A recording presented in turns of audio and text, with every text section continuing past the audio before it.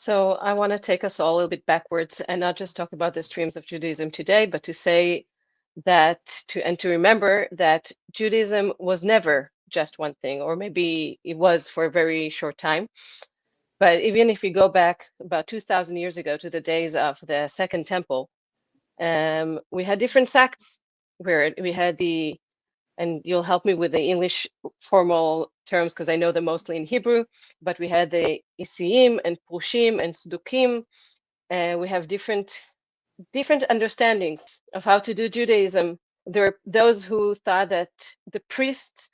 the Kohanim, the priests in the temple were the most important, and there were people already then that thought that studying and rabbis that didn't really exist yet, but the scholars were more important. And there was those who went to the desert and tried to get away from everything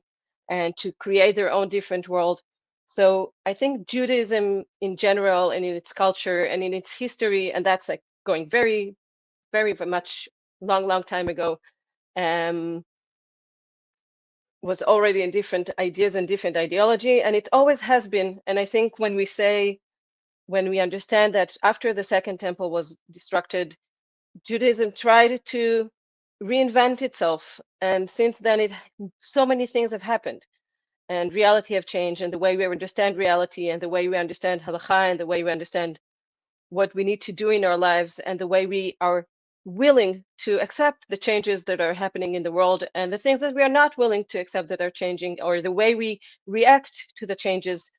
That's how we have different, that's why we have different streams in Judaism, because we have the Bible, we have one Torah, but we have plenty of rabbis. If you read the Mishnah or the Talmud, the books that came after, you'll see that different rabbis had very different opinions, and we don't have just one decision of how we should do things. There were a couple of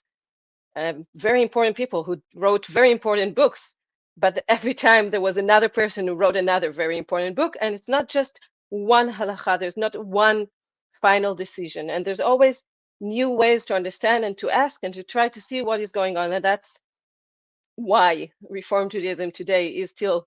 continuing on. And I would argue that Orthodox Judaism is also changing, although it will not admit most of the time that it's doing that.